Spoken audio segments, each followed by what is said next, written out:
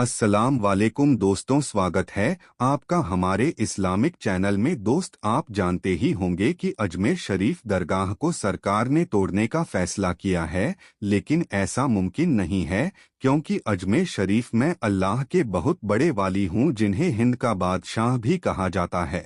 और इसके साथ हिंद के राजा ख्वाजा गरीब नवाज के दरबार में सैकड़ों लोग आते हैं और उनकी मांगी हुई मुराद भी पूरी होती है। और खाली मुसलमान ही नहीं बल्कि ख्वाजा गरीब नवाज के दरबार में और अलग अलग धर्म के भी आते हैं, और जो दुआ मांगते हैं वो कबूल भी हो जाती है। और ख्वाजा गरीब नवाज के दरबार में बहुत लोगों को शिफा भी मिलता है। और ख्वाजा गरीब नवाज से हर कोई मोहब्बत करता है। और ख्वाजा गरीब नवाज के दरबार में जो जाता है उनको वो खाली हाथ नहीं लौटाते हैं। और ख्वाजा गरीब नवाज से जो बदला लिया है वो तब हो बर्बाद हो चुका है, क्योंकि बेशक अल्लाह कुरान में फरमाता है कि जो मेरे वलियों से दुश्मनी करेगा वो कयामत के दिन मुझसे जंग लड़ेगा। अल्लाहू अकबर, सुभान अल्लाह। बशक अल्लाह के वली बहुत अच्छे होते हैं।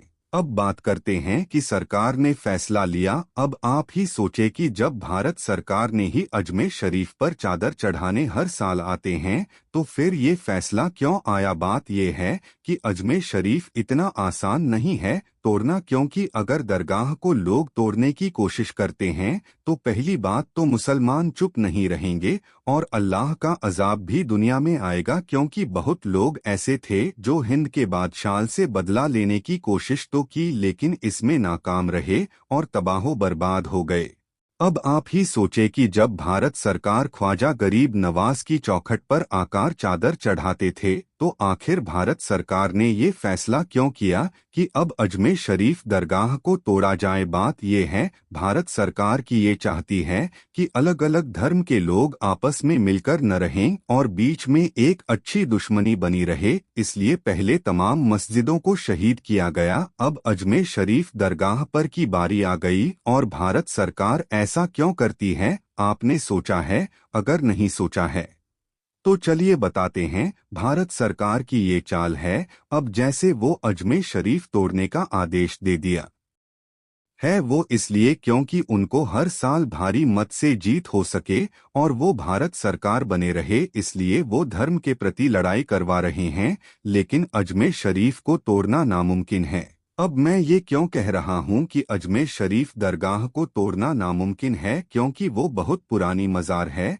और वो हिंद के बादशाह हैं और लोग आते हैं चाहे वो जैसा भी हो, उनकी मांगी मुराद पूरी हो। अब बात करते हैं कि आप लोग भारत सरकार के पहचाने में ना रहे, क्योंकि अगर दरगाह टूटा तो अल्लाह का अजाब बहुत बुरा आएगा, क्योंकि एक हदीस में हमारे प्यारे रसूल फरमाते हैं कि एक दिन ऐसा आएगा मुसलमानों पर बहुत जुल्म होगा। और आप देख ही सकते हैं कि मुसलमान खाली भारत में ही नहीं बल्कि और देशों में देखिए, जैसे अब इसका बड़ा एग्जाम्पल है, आप फलस्तीन को ही देख सकते हैं कि क्या हो रहा है। खैर, अल्लाह से आप लोग दुआ करें कि फलस्तीन को अल्लाह हिफाजत फरमाए, आमीन।